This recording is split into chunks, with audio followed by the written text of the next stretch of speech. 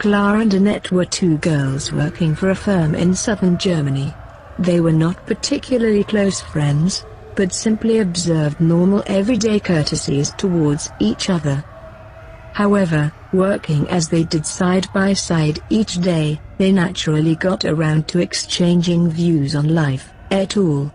Claire confessed openly that she was a Christian and she considered it her duty to instruct her colleague and to call her charitably back into line when she treated matters of religion lightly or superficially.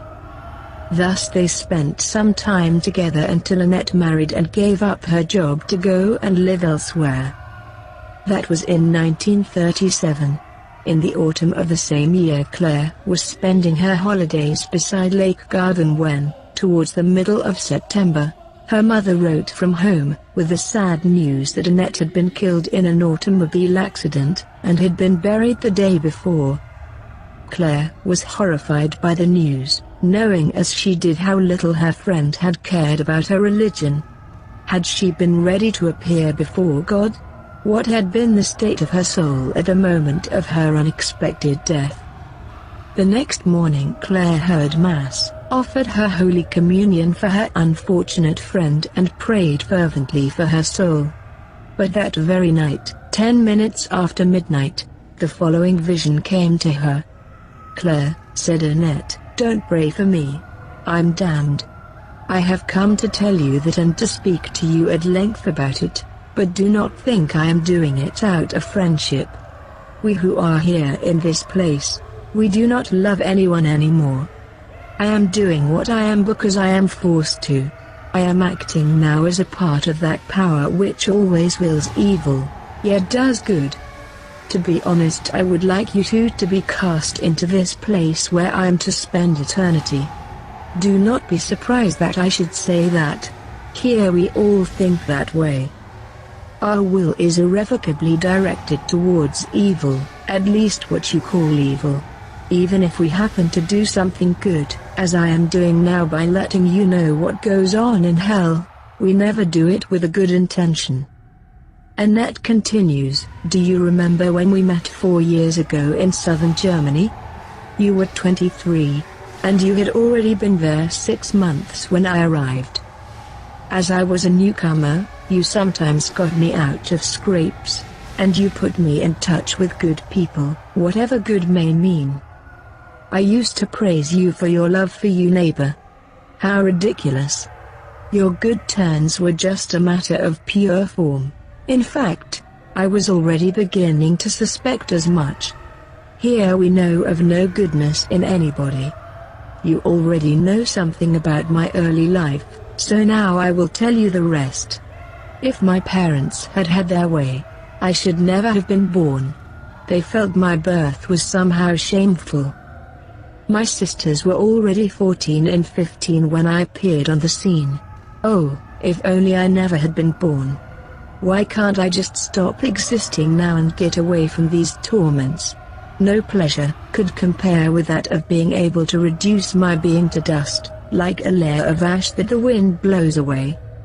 But I have to go on existing.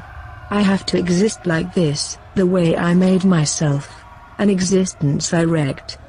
My father and mother were still young when they left the country to go and live in the town, but both of them had already stopped going to church, and a good thing too. They got friendly with other non-church goers. They first met in a dance hall, and at the end of 6 months they had to get married. They brought away just enough religion from the marriage ceremony to take my mother to Sunday Mass maybe twice a year. She never really taught me to pray. The only things that interested her were the day-to-day material tasks that had to be done, even though we did not have to worry about money. Those words, pray, Mass, religious instruction, church, I find it unspeakably revolting to utter them. I loathe it all. I hate people who go to church. In fact, for that matter, I hate everybody and everything. The fact is that everything is a source of pain for us. Everything we learned before our death, every memory of things we saw or knew, is like a cruel flame. and in every one of these memories we see the graces that were offered to us, the graces we spurned. Oh, what agony! We don't eat, we don't sleep, we cannot walk upright. We are spiritually in chains, and we look with horror, with weeping and gnashing of teeth, on the ruins of our lives. All that is left for us is hate and torment. Do you understand? Here we drink in hate like water, even among ourselves. Above all we hate God, and I will tell you why. The elect, in heaven, cannot help loving Him, because they see Him unveiled, in all His dazzling beauty. That gives them indescribable happiness. We know it, and that knowledge drives us into a fury. Here on earth, those who know God through creation and revelation can love Him, but they do not have to. The believer, and it makes me grind my teeth to say it, the believer who in his meditation contemplates Christ with his arms outstretched on the cross will end up loving Him. But the man to whom God comes like a hurricane, a chastiser, a righteous avenger, the man who God has rejected as He did us, that man can only hate Him eternally with all the audacity of his ill will. Yes, hate Him with all the strength of a freely made decision to be cut off from Him. We made that decision with one dying breath. Even now we would not wish to change it, nor shall we ever wish to do so. Do you understand now why hell is eternal? It is because our obstinacy will go on forever. Because I am forced to, I must add that God is merciful, even to us. I say I am forced because, although I am in control of what I tell you, I am still not allowed to lie, as I should like to. I am telling you many things against my will, and I have to hold back the flood of abuse I should like to spew forth. God was merciful in not giving us time to do all the evil that our ill will would have had us do. Had we done it, it would have added to our faults, and so to our punishment. In fact, God either caused us to die young, as I did, or He brought in some other kind of extenuating circumstances. Even now, He shows Himself merciful towards us by not making us go any closer to Him than we are here, in this far-off place of hell. That lessens our torment. Every step closer to God would cause me greater pain than you would feel, walking up close to a red-hot brazier. You were shocked once when we were out walking and I told you that a few days before my first communion my father had said to me, "My dear Annette, do get a pretty dress. All the rest is just a farce." Because you were shocked I was almost ashamed. Now the whole thing seems laughable.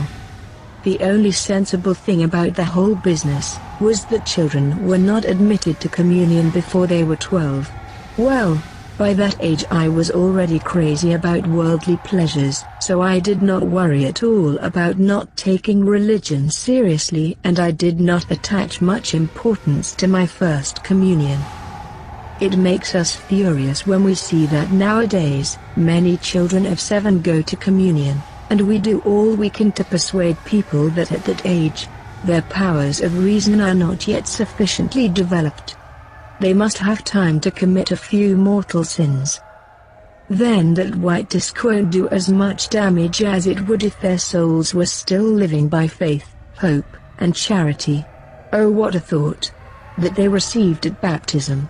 If you remember, I was already thinking along those lines when I was on earth. I have already mentioned my father. He often used to fight with my mother. I did not say much to you about it because I was ashamed. How ridiculous, to be ashamed of something evil. It is all the same to us in this place. My parents no longer even slept in the same room. I was in with my mother, and my father had the room next door, so that he could come in as late as he liked. He used to drink heavily, and he was squandering all of our money on alcohol. My sisters both went out to work because they said they needed the money, and my mother took a job to bring something in as well. During the last year of his life, my father often used to beat my mother when she would not let him have any money. On the other hand, He was always kind to me. One day, I told you about this, and you were shocked at my capriciousness. Come to that. Was there anything about me that did not shock you? Anyhow, one day my father bought me a pair of shoes, and I made him take them back at least twice, because the style and the heels were not up to date enough for me. The night my father had the stroke that killed him, something happened to me that I did not dare tell you about, for fear you would take it the wrong way. But now you have to know about it. It is important, because it was then that I was first attacked by the spirit that torments me now. I was asleep in the bedroom with my mother. I could tell from her deep breathing that she was sound asleep. Suddenly, I heard someone calling my name. A voice I did not know was saying, "What will happen if your father dies?" Since he had been treating my mother so badly, I had stopped loving my father. In fact, from that time on I did not love anyone anymore. I was just fond of a few people who cared about me. Outright love, a love that does not expect any reward, that only exists in souls that are in the state of grace, and mine certainly was not. I did not know who was asking me this strange question, so I just said, "But he isn't going to die." There was silence for a while, then I heard the same question again. Again I snapped back, "He is not going to die." There was silence. Then a third time the voice asked me, "What will happen if your father dies?"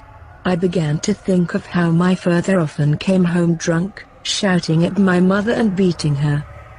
I remember how he had humiliated us in front of our friends and neighbors. I got angry and blurted out, "That will just be his hard luck."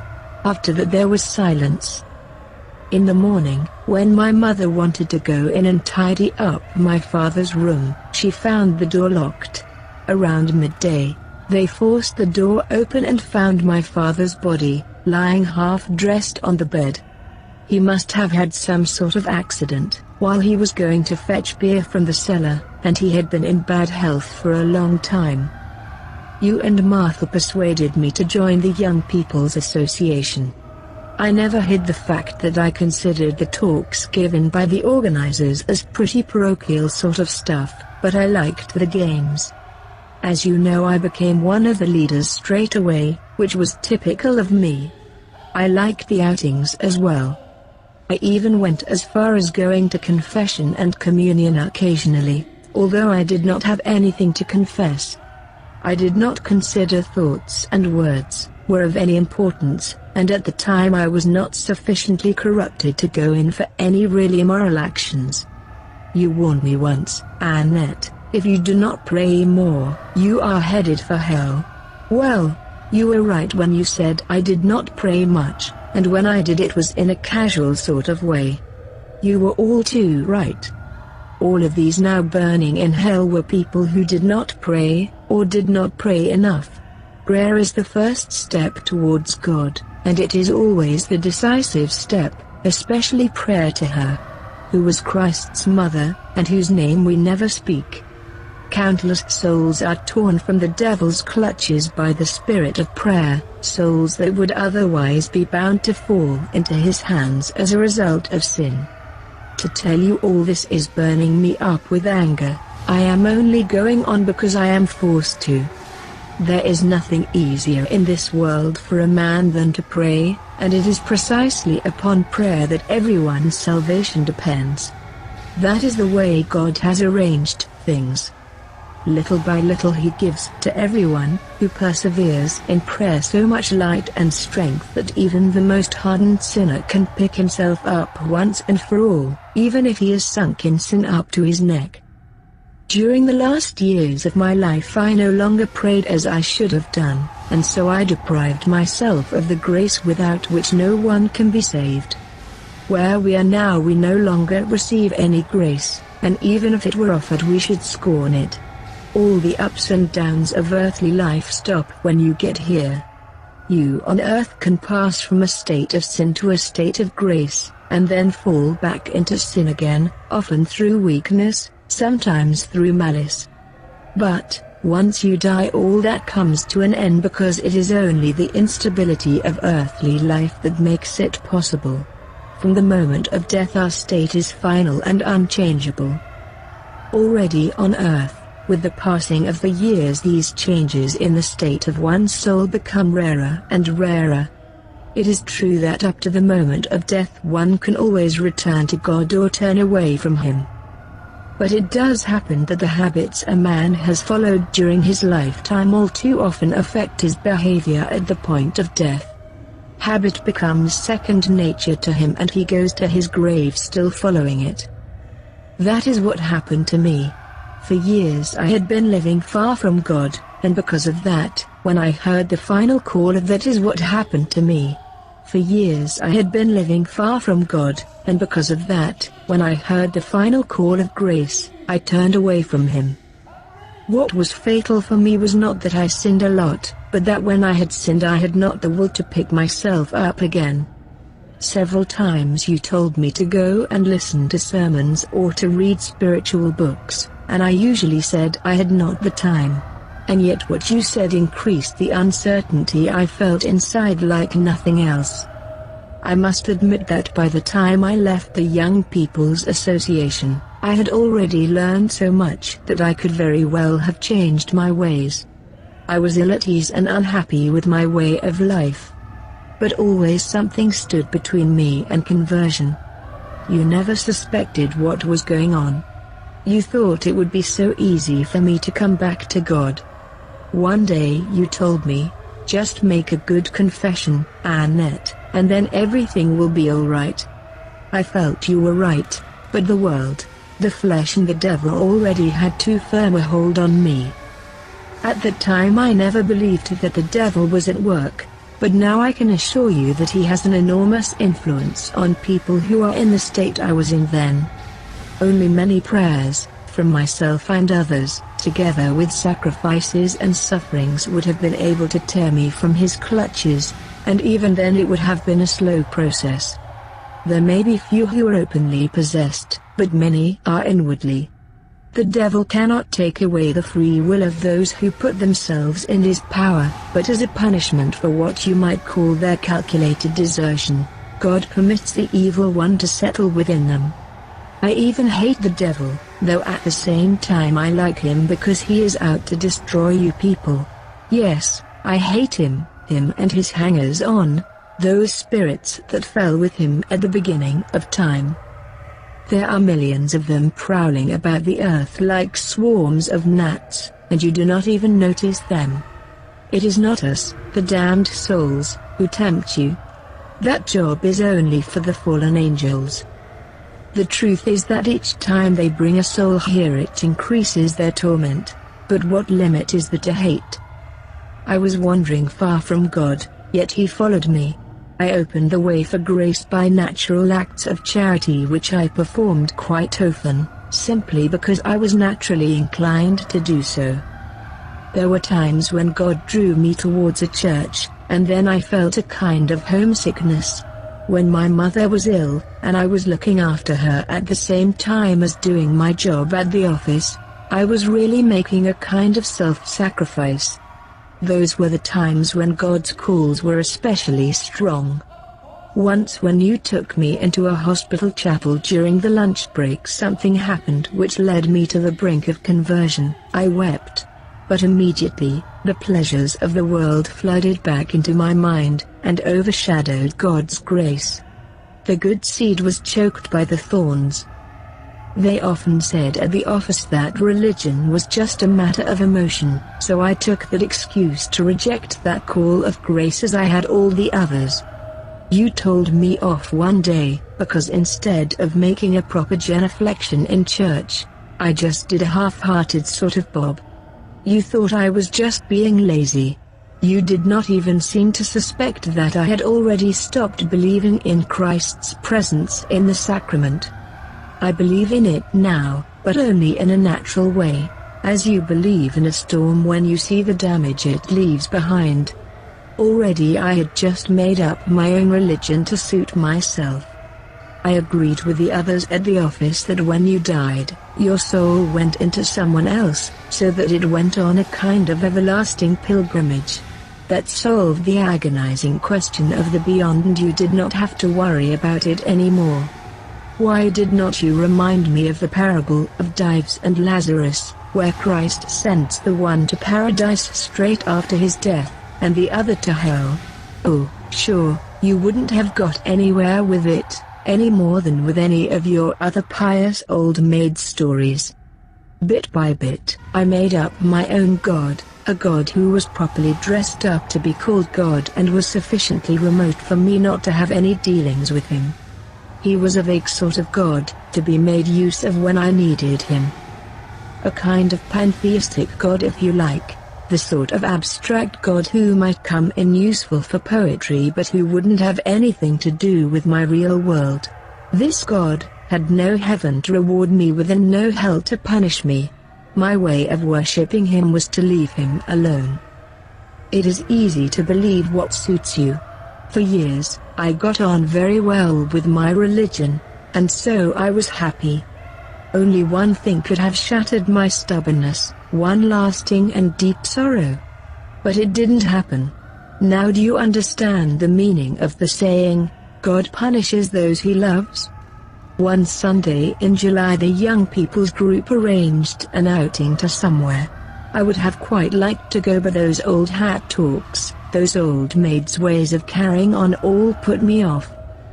Besides, for some time I had been keeping a very different picture from that of the Madonna on the altar of my heart. It was that good-looking Max in the shop next door. We had already cracked a joke together a few times. Well, as it happens, that very Sunday he had invited me to go out with him. The girl he had been going out with was ill in the hospital. He had realized I had my eyes on him, though I hadn't then thought of marrying him. He was obviously well off, but he was too nice to all the girls, and up till then I had only wanted a man who did not think of anyone but me. I did not just want to be his wife, I wanted to be the only woman in his life. I was always attracted by well-mannered men, and when we were out together Max went out of his way to be nice, though you can imagine we did not talk about the pious stuff you and your friends go in for. The next day, at the office, you were telling me off because I had not gone with the rest of you on the outing, and I told you what I had been doing that Sunday. The first thing you asked was, did you go to Mass? Idiot. How could I have gone to Mass seeing we had arranged to leave at 6 in the morning? And no doubt you remember how I lost my patience and said, God doesn't make a fuss about these little things like you and your priests do. But now I have to admit that despite his infinite goodness, God weighs things up much more exactly than all your priests put together. After that first outing with Max I only went back to the Young People's Association once more. That was for the Christmas celebrations. There was still something that attracted me to ceremonies of that kind, but at heart I was not one of you anymore. Movies, dances, outings, it was one thing after the other all the time. Max and I sometimes had rows, but I could always get him to make up. I had a lot of trouble with his other girlfriend, who went after him like a mad thing as soon as she got out of the hospital. That was a bit of luck for me, because my noble calm, which was quite the opposite of her behavior, made a big impression on Max, and he ended up opting for me. I had learned how to use words to turn him against her.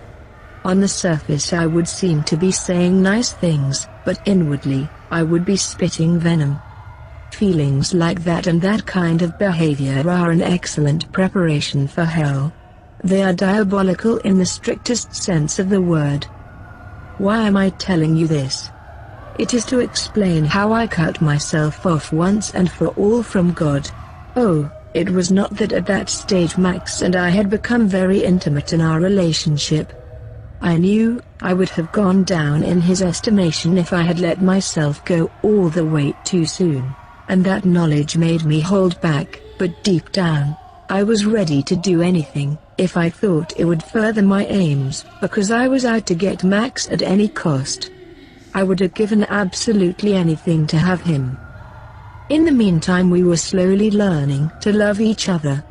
We both had valuable personal qualities, which we were learning to appreciate in each other. I was clever, capable, good company, and at least in the last months before we married I was his only girlfriend. My desertion of God consisted in this, that I made an idol of a human creature.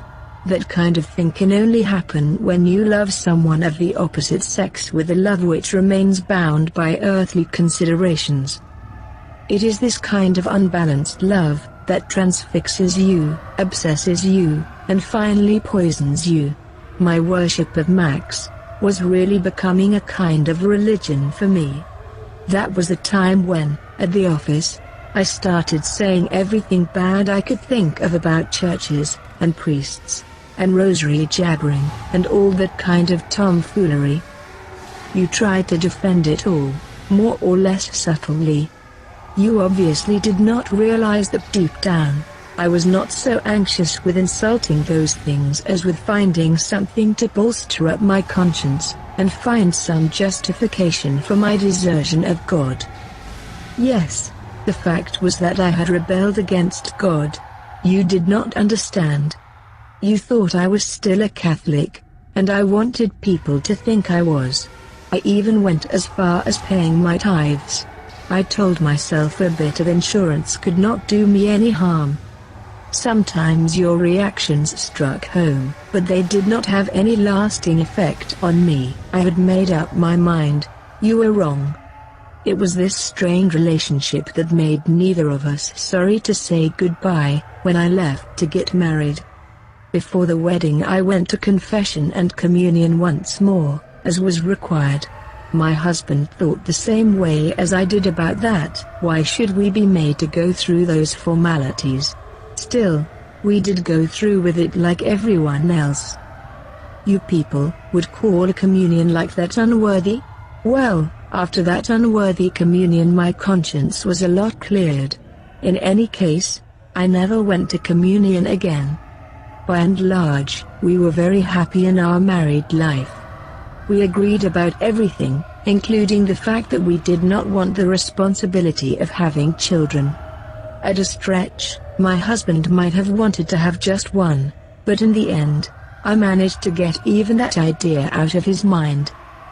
I was far more concerned with clothes, fancy furniture, meeting friends, going out, taking trips in the car, and other pleasures. The year between my marriage and my sudden death was a year of sheer pleasure for me. Every Sunday, we went out in the car, or else we went to visit my husband's parents, who lived just as superficially as we did. At heart, of course, I was not happy, even though I put on a smiling face for the world. All the time there was something gnawing away inside me. I should have liked to believe that death, which I naturally thought was many years away, would be the end of everything. Once, when I was a child, I heard a priest say in a sermon that God rewards us for every good work we perform, and that when He cannot reward us in the life to come, He does it on earth. That is very true. Out of the blue, I inherited some money from my Aunt Lottie, and at the same time, my husband started earning a very good salary, so I was able to fit out my new home very nicely. By this time, the light of religion had become for me something very distant, a pale light, dim and flickering. The cafes in the towns, and the inns we stayed at on our travels, certainly did not point us towards God. All the people who went to those places lived like us, getting their pleasures from external things first and foremost, instead of living primarily an interior life. If we did sometimes visit churches when we were traveling around on holidays, we only did so for their artistic interest. There was a religious atmosphere emanating from those buildings, especially the medieval ones, but I could neutralize it by making some criticism, which seemed to the point at the time. For instance, I could have a go at some lay brother for making a bit of a mess of showing us around, or for being sloppily dressed, or I would think how scandalous it was that monks who pretended to be holy should sell liqueurs, or perhaps I would think about the endless bell ringing, calling the people to services when all the church was interested in was making money. That is how I turned away from God's grace each time it knocked at the door of my soul. I gave free rein to my bad temper, especially on the subject of certain medieval paintings of hell, in cemeteries and other places, showing the devil roasting souls over glowing coals, while his companions dragged other victims down with their long tails. Oh Claire. People might make mistakes in the way they depict hell, but they never exaggerate. I always had my own ideas about the fires of hell. You remember we were discussing the question once and I struck a match under your nose and said sarcastically, "Does that smell like hell?" You put the flame out quickly. Well, nobody puts it out here. I assure you that the fire the Bible talks about is not just the torment of conscience. It is real fire. When he said, "Depart from me, ye accursed, into everlasting fire," he meant it literally. Yes, literally. You will say to me, how can spirits be affected by material fire? But on earth, doesn't your soul suffer when you put your fingers in the fire? The soul doesn't actually burn, but what agony your whole being goes through. Likewise, we in this place are spiritually bound to the fire, according to our nature and our faculties. The soul is deprived of its natural freedom of action. We cannot think what we should like, nor as we should like. Do not be shocked at what I am telling you. This state means nothing to you, but I'm being burned here, without being consumed. Our greatest torment is the certain knowledge that we shall never see God. How can that torment us so much, when we were so indifferent about it on earth? As long as a knife is left on the table, it does not worry you. You can see it is sharp, but you are not afraid of it. But just let it cut into your flesh, and you will be writhing in pain.